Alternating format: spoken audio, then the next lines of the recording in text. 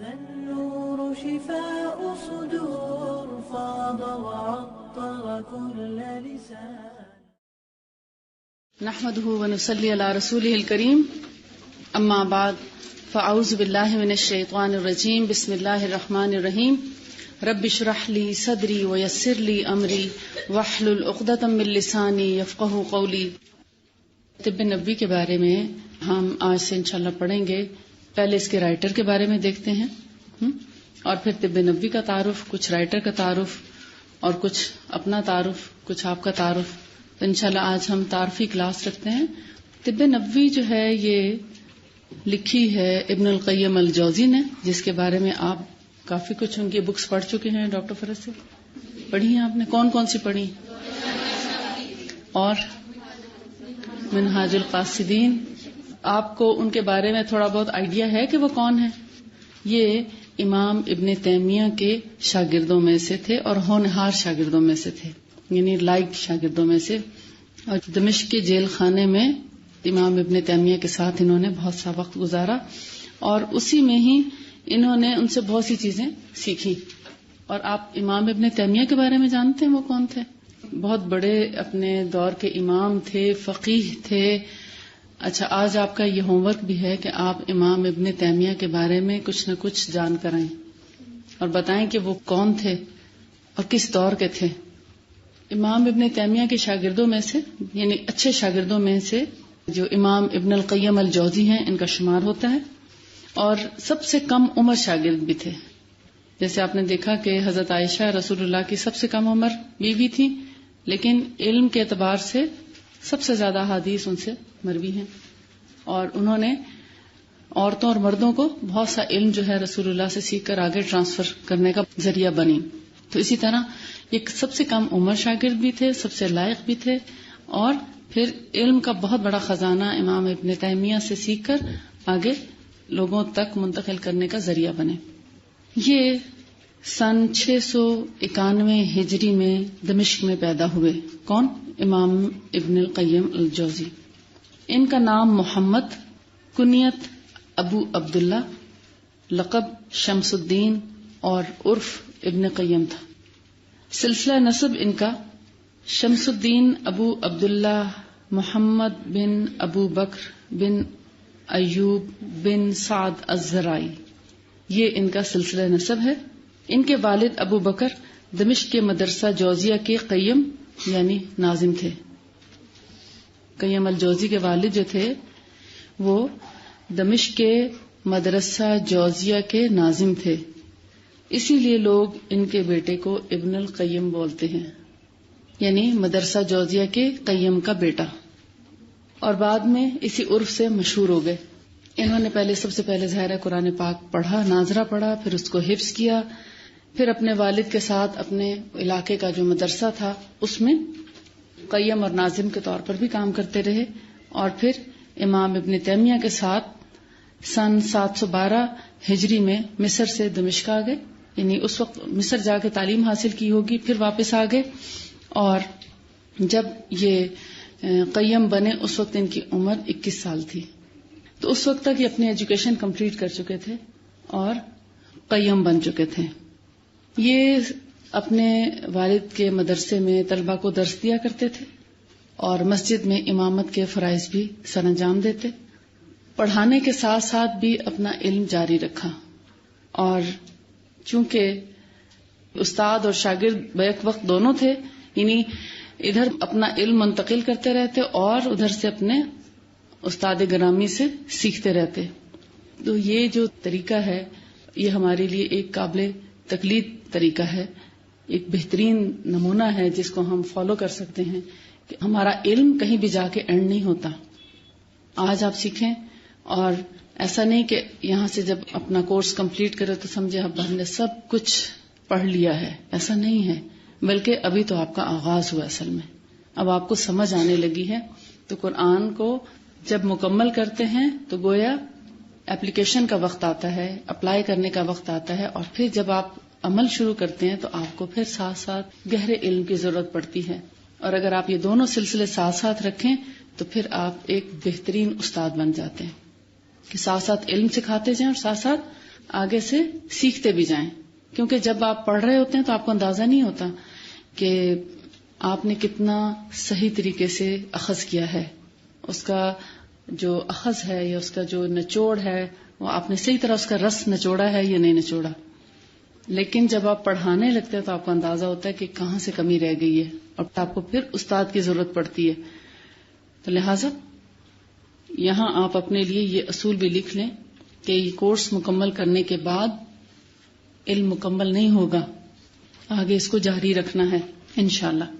امام ابن القیم امام ابن تیمیہ کے شاگرد ہیں.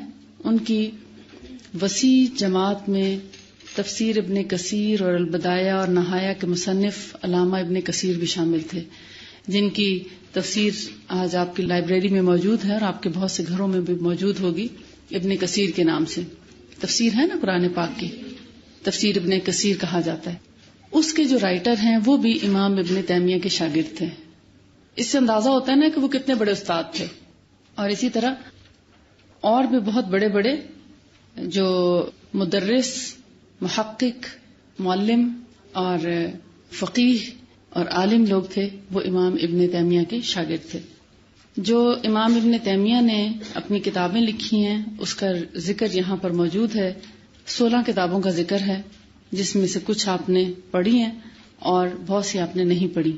لیکن آپ ان کے نام اگر آپ دیکھیں گے، زاد المعاد، آپ اگر ان کے نام ہی پڑھیں گے تو آپ کو بہت مشکل لگے گا، لیکن ان کو آپ خود جا کے دیکھیے گا. صرف تعارف کے لیے میں چاہ رہی تھی کہ آپ کو ایک اندازہ ہو جائے کہ آپ کس عالم کی کتاب پڑھنے جا رہے ہیں اور اس کی تحقیق کہاں سے آئی ہے، یا ان کے استاد کون تھے اور ان کے علم کا جو بڑا سورس ہے وہ کون کون سی ہستیاں تھیں، اور پھر رسول اللہ صلی اللہ علیہ وآلہ وسلم کا جو طریقہ علاج ہے وہاں تک وہ کیسے پہنچے.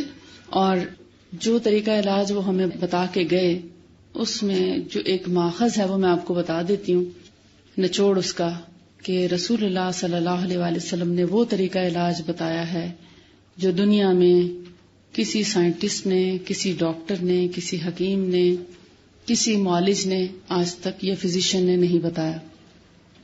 جسمانی بیماریوں کا علاج آپ کرانے کے لیے ڈاکٹرز یا حکیموں کے پاس چلے جاتے ہیں، ان سے رجوع کرتے ہیں. دردیں ہوں یا اعصابی مسئلہ ہو یا کچھ اور ایسے پرابلمز ہوں تو اس میں فزیو تھراپی ہو جاتی ہے. کہیں آپ کاؤنسلنگ کروا لیتے ہیں، ذہنی مسائل ہوتے ہیں. لیکن یہ سارے طریقے علاج اگرچہ مددگار ضرور ہیں بیماری کو دور کرنے میں، مگر ضروری نہیں کہ ان سے ہر بیماری دور ہو جائے.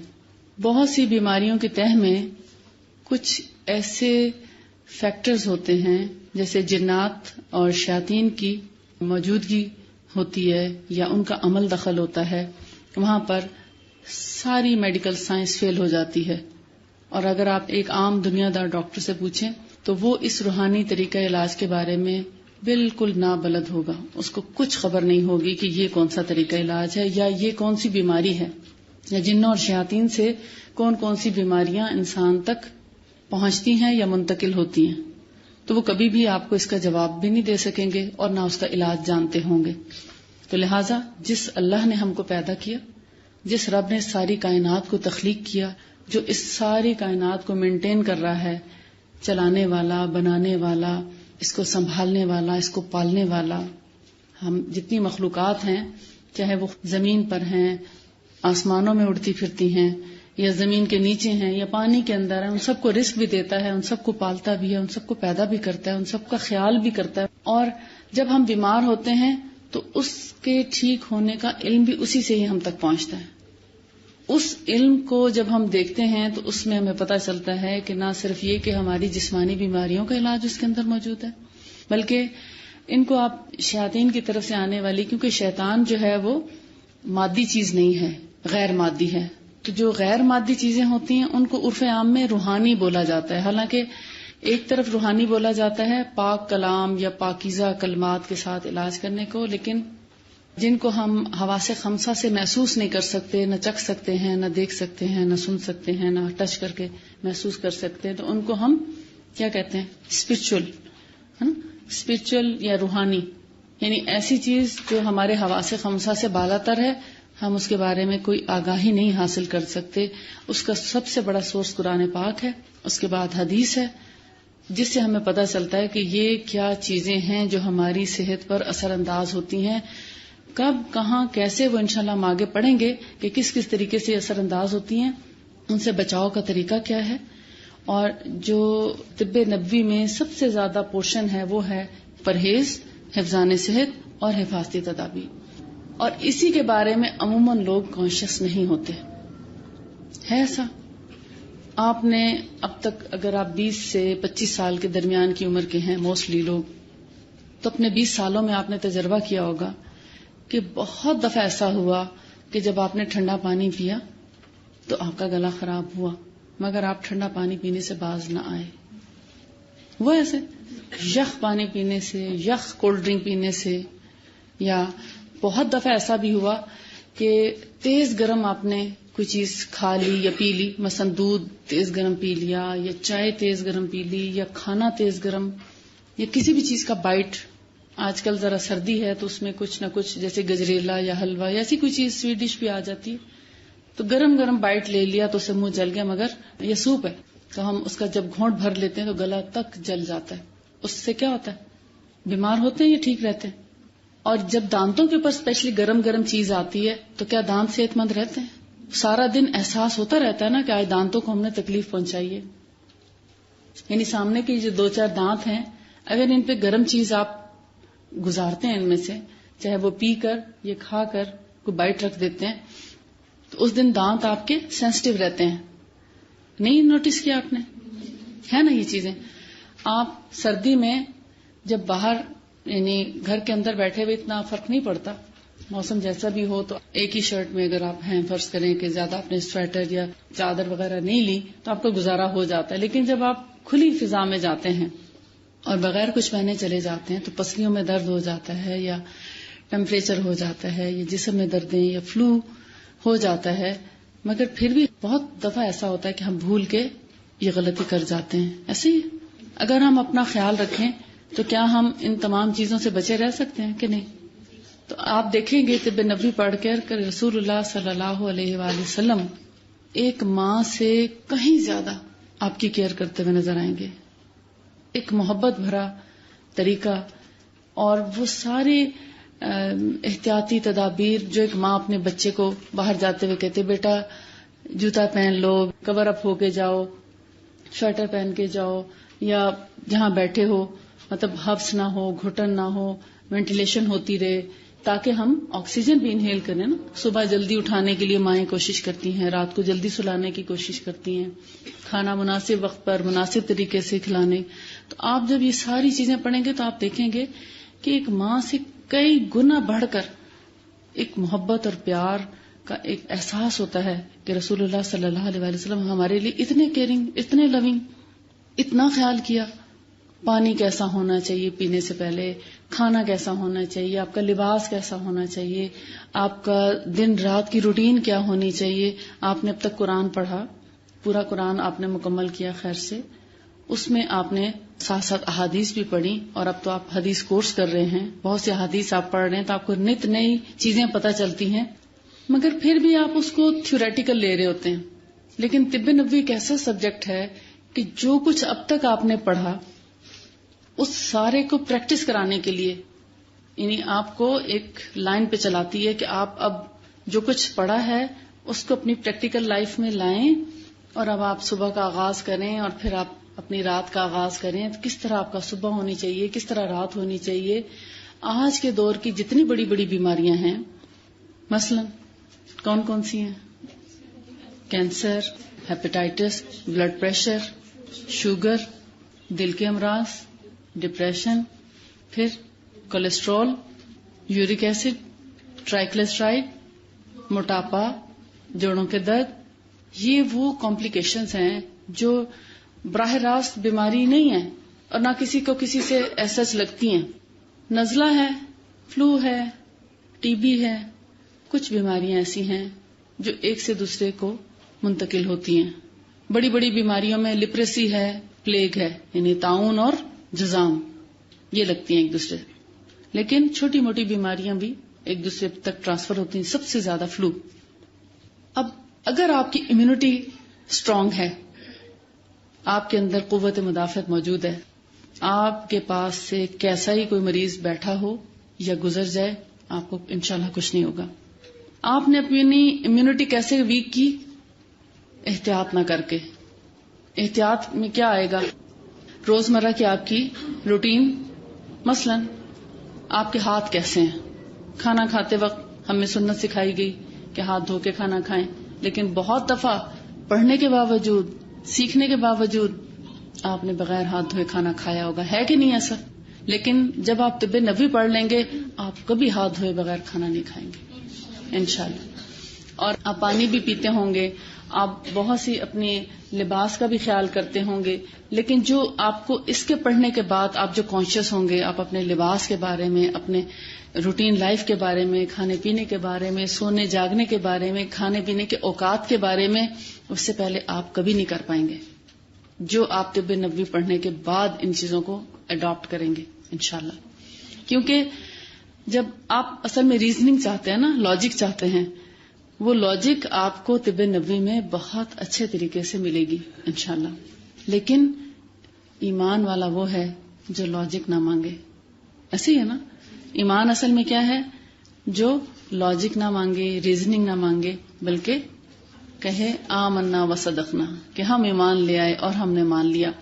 اگرچہ آپ کو میں ساتھ ساتھ انشاءاللہ کوشش کروں گی کہ آج کل کی جنرل ڈیزیز کے بارے میں بھی بتاتی جاؤں، کہ رسول اللہ کی یہ جو چیزیں بتائی گئی ہیں ان کی لیٹسٹ ریسرچ بھی انشاءاللہ بتاؤں گی کہ آج کے دور میں جو ان چیزوں پر ریسرچ ہوئی ہے، چاہے وہ کھجور ہے، انجیر ہے، انار ہے، انگور ہے، یا جو ہے، زیتون ہے، جتنی بھی چیزیں ہیں، آپ نے اتنا عرصہ پہلے ان کو اپلائی کیا، ان کو استعمال کیا، لوگوں نے اس کے فائدے اٹھائے اور دنیا میں اتنا کام کر کے گئے. ہم نے سب کچھ بھلا دیا اور ہم اب کسی کام کے نہیں رہے. اب ہم نے زیرو سے سٹارٹ لینا ہے اور انشاءاللہ ان سنتوں پر بھرپور عمل بھی کرنا ہے اور اپنے گھر والوں کو، اپنی نسلوں کو آگے اسی بیس پہ تیار کرنا ہے. تب جا کر اسلام کا بول بالا ہوگا، تب جا کر آگے نسلیں پروان چڑھیں گی. جو ان خوراکوں پر جب آ جائیں گی تو ان میں اتنی پاور آئے گی، ان میں اتنی قوت مدافعت ہوگی کہ وہ نہ صرف ان چھوٹی بڑی سب بیماریوں کا مقابلہ کر سکیں، بلکہ بڑے بڑے محاذ پر بھی فائٹ کر سکیں، اور ان کے اندر اتنی پاور آئے کہ وہ اپنا ایمان بھی بچائیں، اس دور میں، فتنوں کے دور میں اپنا ایمان بھی بچائیں اور دوسروں کا ایمان بچانے کا بھی باعث بنیں. اصل میں اس وقت جو شیطانی حملہ ہے ہم پر، اس میں چاہے پیچھے کوئی بھی ہے، چاہے ہم خود بھی شامل ہو چکے ہوں، کیونکہ ہمارے خود شامل ہوئے بغیر شیطان ہم پر غالب نہیں آ سکتا تھا. ہم خود اب ساتھ شامل ہیں. ہمیں ہماری خوراک کے ذریعے کمزور کیا جا رہا ہے. ہماری غذاؤں میں ایسی چیزیں آ گئی ہیں، ہم لا علم ہے کہ ہم کیا کھائیں اور کیا نہ کھائیں. ہم کھاتے ہیں، ہم بیمار ہو جاتے ہیں، لیکن ہمیں نہیں پتا اس میں کیا زہر پوشیدہ ہے. کون سی چیزیں جو ہمیں بیمار کر رہی ہیں، کون سی چیزیں جو ہمیں کمزور کر رہی ہیں. ہم بغیر کسی کا نام لیے، بغیر کسی پہ اٹیک کیے، ہم اس چیز کی کوشش کریں گے کہ ہم یہ چیزیں کیسے اوائڈ کر سکتے ہیں، اس کو اچھا آلٹرنیٹ کیا لا سکتے ہیں. بلکہ آپ اس میں میری بھی ہیلپ کریں. ہم سب مل کر اس بارے میں سوچیں گے، اس بارے میں کوشش کریں گے اور ان سنتوں کو کوشش کریں گے تمام دنیا کے مسلمانوں تک، بلکہ تمام انسانوں تک پہنچائیں، تاکہ جو چیز ہماری خوراک میں شامل ہو کر سلو پوائزن ہمیں دیے جا رہے ہیں، وہ ہم اپنے خوراک سے نکال کے ایک ہیلدی لائف کا آغاز کریں. اور یہ جو روز روز کی بیماریاں، سر درد، کمر درد، جسم تھکا ہوا، صبح اٹھا نہیں جاتا، ناشتہ نہیں کیا جاتا، نیند صحیح نہیں آتی، کام نہیں ہوتا، تھک جاتے ہیں، لیٹنے کو دل کرتا ہے، کیوں بھائی؟ مومن تو صبح اٹھتا ہے، رات تک نان سٹاپ کام کر سکتا ہے، لیکن ہمیں پتہ ہی نہیں ہے ہم وہ طریقہ کہاں سے آخر لے کر آئیں. وہ کون ہمیں بتائے گا کہ ہم اتنے طاقتور، اتنے صحت مند کیسے بن سکتے ہیں؟ آپ کا نہیں دل چاہتا کہ اتنے ایکٹیو ہوں کہ آپ کو رات تک تھکن کا احساس ہی نہ ہو؟ ابھی تو آپ نے مائیں بننا ہے، آگے نسلیں چلانی ہیں، تو ابھی آپ کی کمریں سیدھی نہیں ہیں تو بعد میں کیا ہوگا؟ آپ کی کمریں جھکی ہوئی ہیں، حالانکہ اس ایج میں تو بالکل الرٹ ہو کے بیٹھنا چاہیے. یعنی دیکھیں آپ کیوں تھک جاتے ہیں، اس کی وجہ ہے اب آپ کا بھی قصور اس سینس میں نہیں ہے کہ آپ جھک جاتے ہیں، قصور بہت سی چیزوں کا ہے، سب مل کر اب آپ کو اس محاذ پہ آ کے اپنے آپ کو اسٹرانگ کرنا ہے. یعنی یہ سوچ کر آپ طب نبوی کا آغاز کریں کہ میں جب ان سنتوں کو پڑھوں گی تو اللہ تعالیٰ اس کے وجہ سے میری زندگی میں برکت عطا کرے گا، میری صحت میں برکت عطا کرے گا، میری دنیا کے کاموں میں آسانی ہوگی اور میرے وقت میں برکت ہوگی. کیوں؟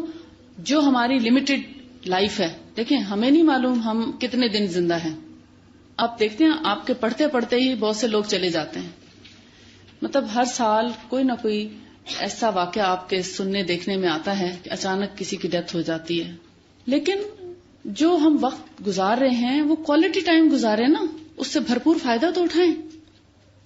کہ اگر ایک شخص ایک دن میں سمجھیں کہ 10 کام کر سکتا ہے، ایک لڑکی 10 کام کر لیتی ہے، وہ الہدا کے پڑھ بھی لیتی ہے، وہ گھر جا کے کھانا بھی بنا لیتی ہے مثال کے طور پر، یا صبح ناشتہ بنا کے ادھر پہنچ جاتی ہے، گھر جا کے اپنی بوڑھی والدہ کو بھی دیکھ لیتی ہے، یا کوئی بوڑھی والدہ نہیں ہے تو ہو سکتا ہے کہ چھوٹے بہن بھائی ہوں اور گھر میں کوئی ٹیک کیئر کرنے والا نہ ہو اور سارا دن کام رکا رہتا ہو کہ بچی آئے گی ساتھ کچھ ہیلپ ہوگی تو آگے گھر چلے گا.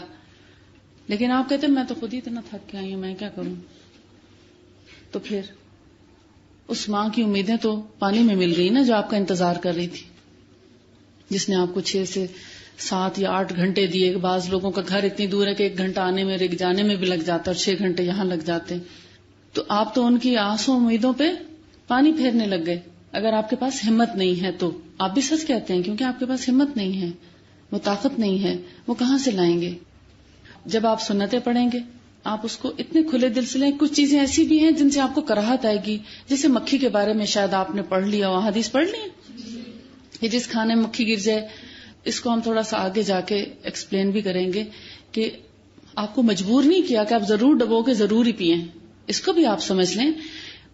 ایسے حالات بھی ہوتے ہیں کہ جب انسان کے پاس زندہ رہنے کے لیے وہی ایک چیز ہوتی ہے تو پھر کیا کریں؟ تو اس لیے کھلے دل سے اس کو لیں اور ان چیزوں کو اپنے تک روکے نہیں، آگے جو آپ پڑھتے جائیں آگے پہنچاتے بھی جائیں، گھر والوں کو بتاتے بھی جائیں، سب کو ساتھ لے کے چلیں گے. وہ روزانہ آپ کا انتظار کریں گے، آپ سے پوچھیں گے آج کیا پڑھا، آج کیا چیز بتائی گئی. یعنی اتنا انٹرسٹ لیتے ہیں لوگ جاننے کے لیے، اچھا آج کوئی نئی چیز ہوگی جو ہم سیکھیں گے اور اس کو اپلائی کریں گے اور اس کو آگے بھی بتائیں گے. پھر ان تک بھی نہ ان کو روکنے دیں، انہیں کہ اپنے بچوں کو بتائیں، اپنے فرینڈز کو بتائیں، اپنے کولیگز کو بتائیں. مطلب جہاں تک آپ کی اپروچ ہے ان سنتوں کو عام کریں.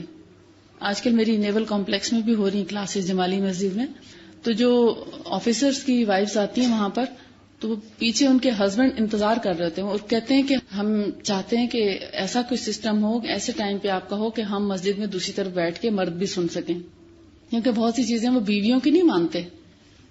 وہ کہتے ہیں نہیں تم ہمیں سنانے کے لیے ایسے کر رہی ہو یا اپنے فائدے کے لیے ہمیں ایسا کہہ رہی ہو. تو کہتے ہیں کہ نہیں اگر آپ سے ڈائریکٹ سنیں گے تو ان پر زیادہ اثر ہوگا. ایون پھر بھی بہت سی چیزوں میں انہوں نے کمپرومائز کیا اور ان سنتوں کو اپنانا شروع کیا اور ان کے ریزلٹس پھر خود بتاتے ہیں لوگ کہ ہمیں کتنے فائدے ہوئے. اس کے علاوہ طب نبوی کے اندر آپ دعائیں پڑھیں گے، بہت سے دم پڑھیں گے، رقیہ کرنا سیکھیں گے. مختلف بیماریوں میں مختلف دم ہوتے ہیں. بخار کا دم الگ ہے، سانپ کے کاٹے کا دم الگ ہے، بچھو کے کاٹے کا طریقہ اور ہے. جنوں یا شیاطین کا اثر ہو یا ان کی نظر لگی ہو، ان کی نظر بھی لگتی ہے، جنوں اور شیطانوں کی نظر بھی لگتی ہے جیسے انسانوں کی لگتی ہے. تو اگر ان کی نظر لگ جائے، انسانوں کی نظر لگ جائے یا جنوں کی نظر لگ جائے تو اس کا کیا طریقہ ہے، اس کا دم اور ہے. پھر ایک ہے جنرل بیماریوں کا دم، ہر طرح کی روحانی اور جسمانی بیماریوں کا، وہ بھی اس کے اندر آپ پڑھیں گے کہ ہر طرح کی بیماری کے لیے آپ اس کو پڑھ سکتے ہیں. آپ وہی چیز دوسروں کے لیے بھی کر سکتے ہیں اور اپنے لیے بھی کر سکتے ہیں. پھر دم کے لیے اوقات مقرر ہیں. کچھ ایسے دم ہیں جو بغیر بیماری کے اپنے اوپر اگر کرتے رہیں تو آپ بیماریوں سے بچے رہیں گے انشاءاللہ. جیسے آپ صبح شام کی دعائیں پڑھتے ہیں تو اللہ تعالیٰ آپ کو ایک پروٹوکول میں لے لیتا ہے اور آپ کو بہت سی تکالیف سے بچا لیتا ہے. تو اس میں کچھ ایسے دم بھی ہیں جو اگر آپ اپنے اوپر کر لیں تو آپ کے اوپر نہ جادو اثر کرے گا، نہ نظر اثر کرے گی اور نہ ہی جسمانی اور کسی اور قسم کی بیماری آپ پر حملہ آور ہوگی. تو جب آپ پہلے سے پریکاشن لے لیں گے، اپنے گرد ایک حصار بنا لیں گے، تو ہر چیز ٹکرا کے واپس چلی جائے گی. کسی قسم کے جادو کے کلمات یا جادو کے اثرات آپ پر اثر انداز نہیں ہو سکیں گے، اور اگر جادو ہو بھی گیا تو آہستہ آہستہ ان کے اثرات جو ہیں وہ دھلنا شروع ہو جائیں گے انشاءاللہ. پھر دل کی بیماریوں کو ڈسکرائب کیا گیا ہے کہ دل کی بیماریاں کون کون سی ہوتی ہیں. ایک شک و شبہ کی بیماری سب سے بڑی دل کی بیماری ہے، اور دوسری شہوت اور گمراہی کی بیماری. یہ دل کی بیماری ہے. بس شک کہاں ہوتا ہے؟ دل میں ہی ہوتا ہے نا. آپ کیا کہیں گے، شک کہاں آیا؟ دماغ میں؟ دل میں. اور اللہ تعالیٰ نے قرآن پاک میں فرمایا نا، فی قلوبہم مرض فزادہم اللہ مرضا. اور وہ ہے اصل میں شک کی بیماری. اسی لیے تو منافقت آتی ہے نا. انسان کو یقین نہیں ہوتا. منافقت کے پیچھے کیا ہے؟ شک ہے نا. یقین ہو تو ایمان آ جائے. شک پڑا تو منافقت آئی کہ پتہ نہیں یہ صحیح بھی ہے کہ نہیں، چلو کر لیتے ہیں. لیکن اصل میں یقین نہیں ہوتا، کہتے ہیں اچھا چلو وقتی فائدے مل رہے ہیں، اوپر سے کر لیتے ہیں، اندر سے جیسے بھی ہیں ٹھیک ہے. تو یہ منافقت ہے نا. اور منافقت آتی ہے شک سے. اسی لیے اللہ تعالیٰ نے قرآن پاک میں فرمایا الف لام میم ذالک الکتاب لا ریب فیہ ھدی للمتقین، کہ یہ وہ کتاب ہے جس میں کوئی شک نہیں اور نہ شک کرنا چاہیے. اگر شک کیا تو ہدایت نہیں ملے گی. اور متقی لوگوں کے لیے ہدایت ہے. ہر شخص کے لیے ہدایت بھی نہیں قرآن پاک میں. قرآن تو بہت سے لوگ پڑھتے ہیں، مسلمان بھی پڑھتے ہیں، غیر مسلم بھی پڑھتے ہیں. اب تو غیر مسلم زیادہ پڑھتے ہیں ہم سے، کیونکہ وہ اس میں سے اپنے فائدے کی چیزیں لیتے رہتے ہیں. تو جو شک کرے گا وہ ہدایت نہیں پا سکے گا. اور دل کی بیماریوں میں سب سے بڑی بیماری شک کی بیماری. میاں بیوی کے درمیان شک، ماں بیٹی کے درمیان شک، دیورانی جٹھانی کے درمیان، نند بھابھی کے درمیان، ساس بہو کے درمیان سب سے بڑی لڑائی کی وجہ شک ہے نا. ہم ان چیزوں کو شک نہیں سمجھتے. ہم گھر میں لڑتے رہتے ہیں، نہیں اس نے ضرور اس لیے کیا ہوگا. ایک بدگمانی ہے، دوسرا شک. بات کوئی اور کر رہی ہے، آپ نے گمان کر لیا بس آپ کی برائی ہوگی، بس لڑائی شروع. اور اصل میں کیا تھا؟ شک. اس شک کو نکالنے کی کوشش کریں. آپ کے بہت سے بیماریاں اسی میں ختم ہو جائیں گی. بہت سے ڈپریشنز شک سے شروع ہوتے ہیں. میاں بیوی کے درمیان جب جھگڑے کا آغاز ہوتا ہے تو سب سے بڑی وجہ شک ہوتی ہے.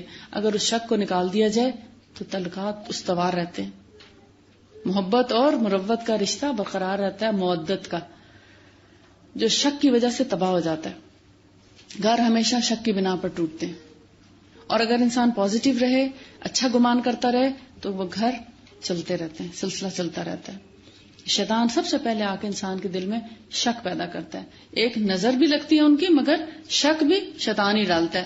اور جب شیطان شک ڈالتا ہے دل میں اور ہمارا دماغ جب اس کی تصدیق کر دیتا ہے کہ ہاں یہ بات ایسی ہی ہوگی، تو پھر ہم ایکشن لے لیتے ہیں. ایسے ہی ہوتا ہے.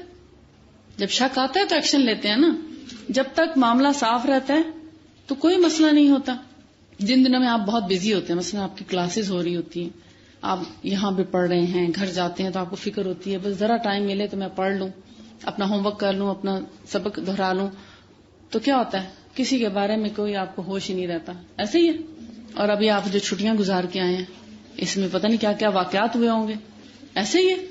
سب اپنا اپنا جائزہ لیں کہ گھر میں کیا کیا ہوا. فارغ ہونے کی وجہ سے کہیں نہ کہیں ضرور گڑبڑ ہوئی ہے، اور اس کی آپ انالیسس کر لیں. پیچھے سارا شک ہے. مطلب دل کی بیماری کو اس میں اس لیے لے کر آئے کہ ہم عموماً کہتے ہیں heart enlargement, blockage, angina pain, ہم اس کو دل کی بیماریاں کہتے ہیں.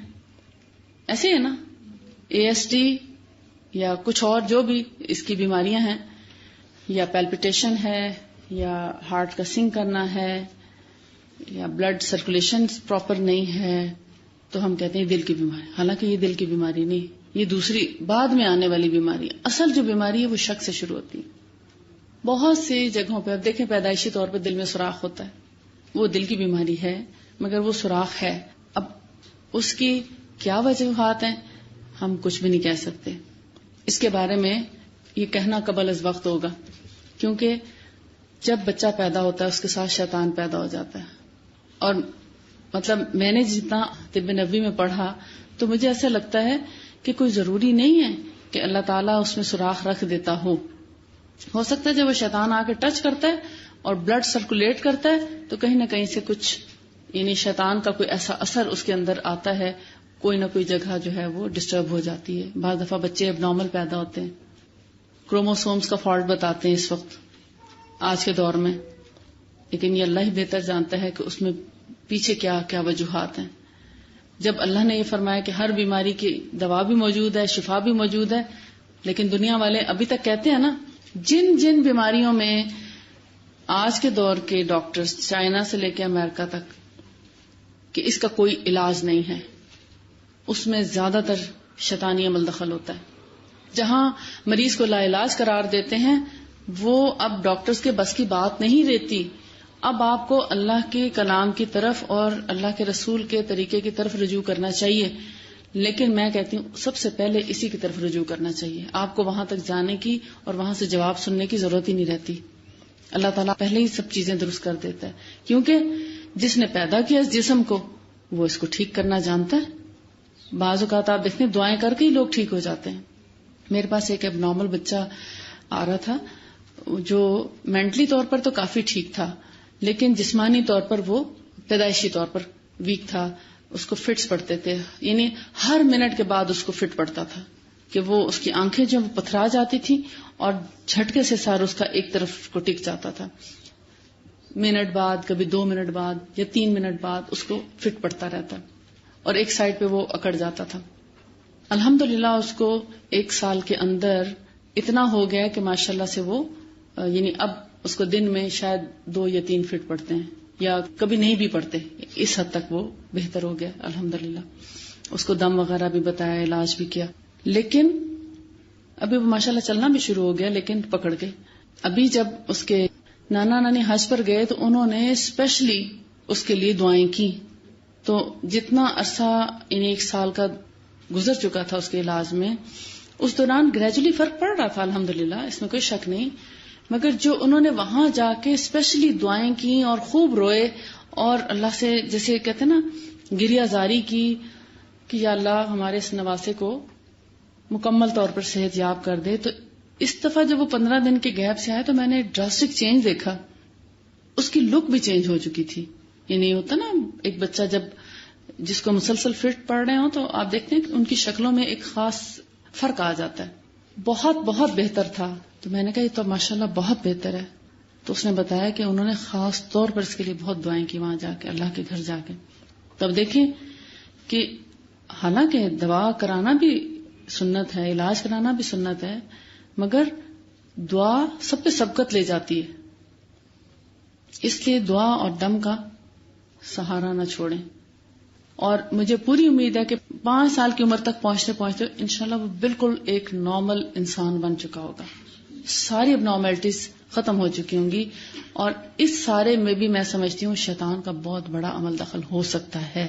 کیونکہ جب ہم آپ خود پڑھیں گے طریقہ علاج تو آپ کو اندازہ ہوگا کہ اب نارمل بچوں میں صرف فزیکل پرابلم نہیں ہوتے, اسپرچل پرابلمس بھی وہاں ہوتے ہیں. ان کو دم اور دعا کی ضرورت ہوتی ہے. ایک عام جسمانی بیماری ہے نا کہ ابھی اب بیٹھے تھے, ابھی گلا خراب ہوا, کھانسی شروع ہو گئی یا فلو ہو گیا, تو آپ کہتے ہیں کہ میں جلدی سے کوئی دوا کھا لوں. خیال ادھر ہی آتا نا. کبھی بھی فوری طور پر دوا کی طرف رجحان نہ کیا کریں. حالانکہ اللہ ہی نے دوا بھی پیدا کی اور بیماری کی شفا بھی اتاری ہے اور حکم بھی دیا رسول اللہ نے علاج کرانے کا, مگر ہمارا سب سے بڑا سہارا دعا ہونا چاہیے.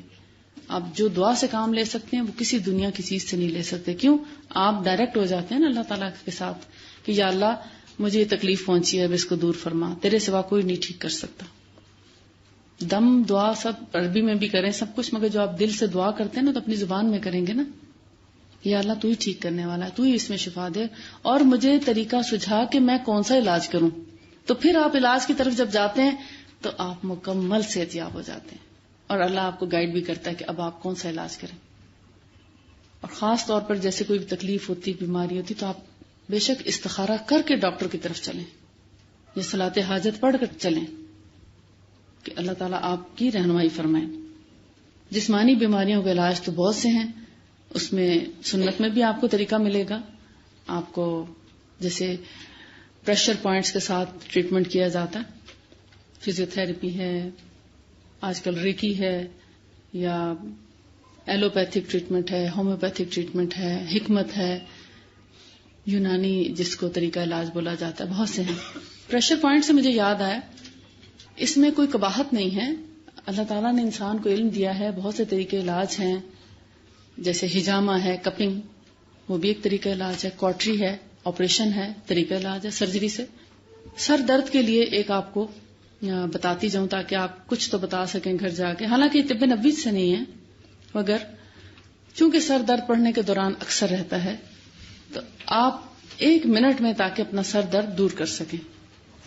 یہ بھی اللہ تعالیٰ ہی نے انسانوں کو عقل دی اور انہوں نے تجربات سے پھر یہ چیزیں سیکھ لیں. اب دیکھیں، ایک ہماری یہ انگلی ہے اور اس کے پیچھے اس کی بون آ رہی ہے، آپ فیل کریں گے، ٹھیک ہے، یہاں تک اس کی بون جاتی ہے. پھر یہ انگوٹھا ہے، اس کی بون یہاں تک جا رہی، مگر ان دونوں کے درمیان ایک مسل ہے، موٹا سا مسل ہاتھ میں آتا ہے گوشت والی جگہ، لیکن سخت سی ہے. یہ بیسیکلی مسل ہے. اس مسل کو آپ زور سے پریس کریں جن کے سر میں درد ہے، اور جس کے سر میں جتنا درد ہوگا اس کو تکلیف بھی بہت ہوگی اس کو دبانے سے. ٹھیک، 1 منٹ تک اس کو پکڑ کے رکھیں اس طریقے سے، زور سے جتنا جسم میں زور ہے اس پہ لگائیں، اور پیچھے سے بیک سائڈ سے بھی گوشت پہ ہی ہاتھ ہونا چاہیے، ہڈی پہ نہیں، یعنی بیک سائڈ پہ بھی، مسل پہ اور فرنٹ سے بھی. پورا 1 منٹ رکھیں، اور جب آپ ہاتھ چھوڑیں گے تو سر میں درد نہیں ہوگا انشاءاللہ.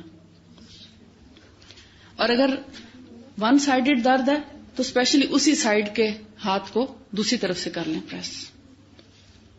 تکلیف تو آپ تھوڑا سا اٹھائیں گے جب آپ کو، اور کوشش کریں ہاتھ تھوڑا سا سیدھا ہو، جیسے بازو آپ تھوڑا سا پھیلا کے رکھتے ہیں نا، پھیلا کے رکھیں، اور پھر آپ اس کو کریں، یا اپنے ساتھ والی سے مدد لے سکتے ہیں. مگر ہر وقت آپ دوسروں کو تنگ مت کریں، وہ لکھ رہی ہو اور آپ کہ میرا ذرا دبا دو، اس طرح کی ہیلپ لینے کی ضرورت نہیں ہے. ہر ایک کا سر درد فرق ہوتا ہے، کسی کو صرف رائٹ سائڈ پہ ہوگا، کسی کو لیفٹ سائڈ پہ ہوگا، کسی کو بیک پہ ہوگا، کسی کو چوٹی پہ ہوگا، کسی کو فرنٹ پہ ہوگا، کسی کو پورا ہی ہوگا، اور کسی کو نیند کی کمی کی وجہ سے، کسی کو بھوک کی وجہ سے، کسی کے سٹریس کی وجہ سے، کسی کے معدے کی تیزابیت یا اس کی گیسٹرک پرابلم کی وجہ سے، کسی کو بلڈ پریشر کی وجہ سے، کسی کو بخار کی وجہ سے، کسی کو مینسٹرل ڈس آرڈر کی وجہ سے. سر درد کی بہت سی قسمیں ہیں، بے شمار. لہذا اس کو یعنی معدے کی خرابی سے جو سر درد ہوگا اس میں نوزیا ہو سکتا ہے، یا متلی جو حمل کی متلی، جو پریگنینسی کے اندر ہونے والا سر درد ڈفرینٹ ہوگا. تو ہمیشہ جو سمجھدار ڈاکٹر ہوگا وہ کاز پہ جائے گا کہ وجہ کیا بنی. اگر تو اس کے پاس کچھ دین کا بھی علم ہے تو وہ اسپرچل پرابلمس کو بھی دیکھ رہا ہوگا پیچھے. دنیا دارانہ علم بھی اگر رکھتا ہے تب بھی علاج تو وہ کر سکتا ہے، کیونکہ اللہ ہی نے دوا میں شفا رکھی ہے. تو وہ دیکھے گا کہ وجوہات کیا ہیں. سردی سے تو نہیں ہو گیا، سردی سے ہوتا ہے سر درد. ایک دم جب آپ ٹھنڈے موسم میں چلے جاتے ہیں تو کیا ہوتا ہے سر درد. اور اگر ایک دم دھوپ میں چلے جائیں، لو لگ جائے تو بھی ہوتا ہے سر درد. لہٰذا سر درد کی بہت سی قسمیں، وجوہات تلاش کرنی پڑتی ہیں کہ یہ سر درد آپ کو زیادہ پڑھنے سے ہوا ہے، نظر کی کمزوری سے ہوا ہے، یا پیچھے جن وجوہات کا ذکر ہوا ان سے ہوا ہے. تو انشاءاللہ طب نبوی پڑھتے پڑھتے آپ آدھے سے زیادہ، آدھا اس لیے نہیں کہہ رہی کہ نیم حکیم خطرہ جہاں ہوتا ہے، آدھے سے زیادہ ڈاکٹر بن چکے ہوں گے انشاءاللہ. اور آپ نہ صرف اپنے لیے بھی اور دوسروں کے لیے بھی بہترین رہنمائی کا باعث بنیں گے. اللہ تعالیٰ آپ کو بہترین طریقے سے اس علم کو سیکھنے اور اس علم پر عمل کرنے اور دوسروں تک پہنچانے کا ذریعہ بنائے. وآخر دعوانا ان الحمدللہ رب العالمین. سبحانک اللہم وبحمدک، نشہد ان لا الہ الا انت، نستغفرک ونتوب الیک. السلام علیکم ورحمۃ اللہ وبرکاتہ. هذا النور شفاء صدور فاض وعطر كل لسان.